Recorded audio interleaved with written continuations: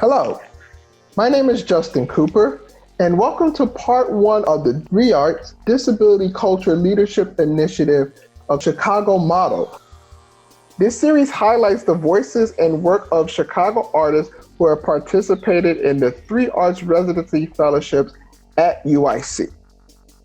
I had the chance to connect with Ginger Lane and Chris Lenzo. Both are dancers and choreographers deeply involved with the Chicago integrated dance community. Ginger has been a long-standing voice for disability rights and has performed with the Joffrey Ballet of Chicago, Dance Detour, and has co-founded the physically integrated dance festival Counterbalance. Chris Lenzo has been a national champion in both wheelchair basketball and track before dedicating his time and energy to choreographing, performing, and teaching integrated dance. We discussed their involvement in the disability arts community, how having a disability automatically puts you on stage, and how accessibility is important, not only important for audiences, but for potential performers.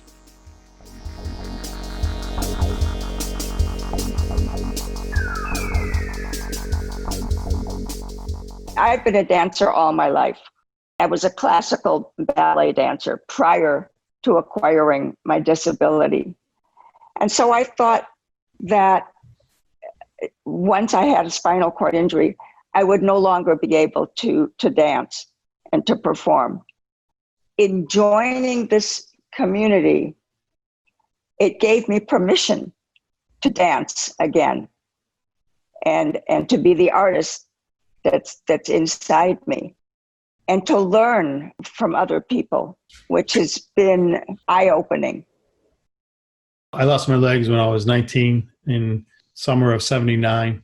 I started playing wheelchair basketball, played it for years, like decades, and loved it. And when I started dancing, it was like a new thing for me to try. I think the mobility skills, quickness and turning and that from playing basketball and from racing translated to dance well. Like it gave me the ability to, be more physical, right off the bat. That sort of ties into the next question I was going to ask. And that was like, what has it meant to you to be a part of the Chicago disability arts community? I mean, I've been connected to the disability community for about 35 years and connected to the disability arts community for the past 25 years. And Chris and I were early members of the Disability Arts Consortium and the Disability Arts Movement in its early phases in about 2002 and 2003. I mean, the way I got into it, I wasn't really looking to get into it. Momenta, the dance company in Oak Park, has a dance school and a preschool and a music school called the Academy of Movement and Music. And my daughter was a preschool student there. And I asked the owner if, I said, wouldn't it be that hard to make the building accessible? She did raise money and put in a ramp, made both the bathrooms wheelchair accessible, and put in a lift to go from the main floor to the second floor. Then she came back and said, we're doing a dance featuring dancers with and without disabilities who'd like to be in it. I was like, I just wanted a ramp, I don't want to go on stage. My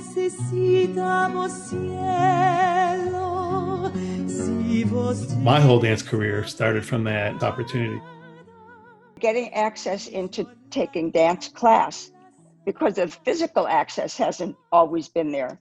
Yeah, the stage is usually the last place that they make accessible in a venue. Like the venue might be accessible, but the idea that you're going to have people using wheelchairs that need access to the stage to perform is a relatively new idea. So, you can be at a place that's got every accommodation available to the audience, but if you have a disabled performer, they're going to have to crawl up a flight of stairs to get on stage.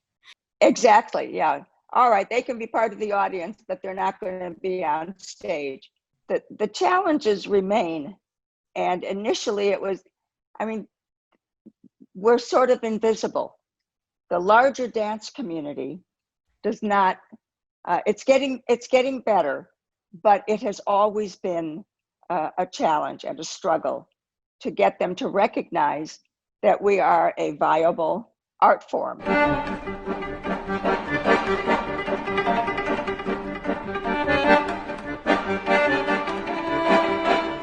Knowing both of you all as a disabled artist, I wanted to draw upon your experiences in the 3 Arts Residency Fellowship at UIC. Wanted to talk about how your work relates to disability aesthetics as a series of intersecting cultures.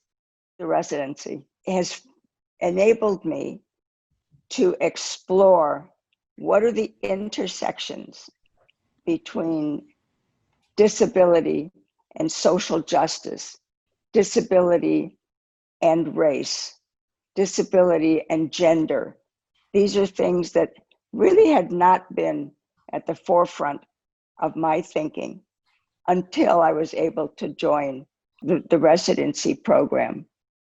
I think a disability aesthetic is kind of like bringing your disability experience into your work. And so, addressing those, the issues of chronic pain, insomnia, memory challenges.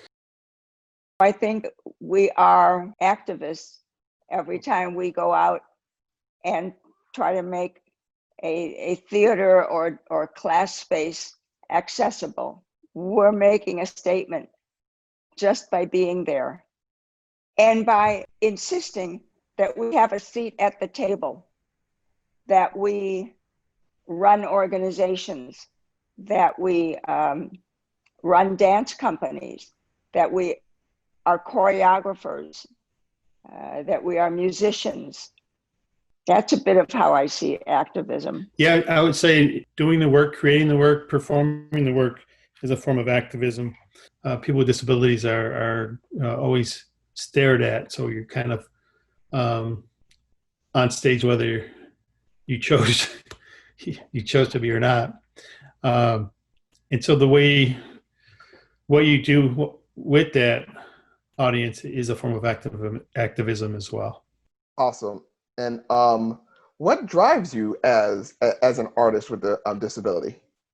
What drives me is the need to express myself, the freedom of movement that relates to music, the environment, other artists, and work that acknowledges our differences and our commonalities. Because I use a wheelchair, I see everything from a seated vantage point. So everything is on this sort of horizontal plane. The two ways that I like to think about in working is line and circles. Line is critically important to ballet. But I also, because I sit in a wheelchair, think about the circles of the wheels. It's a piece called Vortex. It was hard driving because of the constant moving of 6 wheelchairs on stage, crossing. I enjoyed it, but it was tough. Because of to manage all the wheelchair traffic, basically, the kind of rapid crosses and near misses and stuff. And right, near misses and sometimes crashes. So it was kind of fun. Mm-hmm. Several years before, Sarah Cullen Fuller had set a duet on Anita and I called Full Moon, which I love that whole process. Like I get into my chair, but I'm sitting backwards in it and I just push it. I'm pushing forward, but the chair's going backwards across the stage. And then like the majority of the dance, I'm on the floor doing floor work. It was really fulfilling to try something new like that. When are you satisfied with the work that you are performing or choreographing? Usually I just have like a sense of it. When I'm satisfied with like what I'm doing, it just seems like it goes by really quickly. Like you finish it, you do it and you finish it and you're like, that was it? What's critically important is finding our own authentic voice in what we want to communicate, what we want to say, and not be held to somebody else's standard. Yeah. Just embrace your own movement and come up with what you wanted to do. We are so often disenfranchised and dismissed as people because we have disabilities. And coming together in this community of artists allows us to celebrate. And we've seen the growth of this movement over the past 25 years, which has been terrific. And it helps us celebrate our resilience and our strength as artists, and really what it means to be human. Ginger talked about this and Chris talked about this. While the building might be like accessible to everyone, that the stage wasn't accessible, and you always had to go through these challenges. And so, you know, for me, just being reminded of that, it's just like, okay, yeah, we're constantly having to face these challenges on an everyday basis. And so, as Tadikshi mentioned, that everything that we do is sort of performative. And so, yeah, and I tend to agree with that.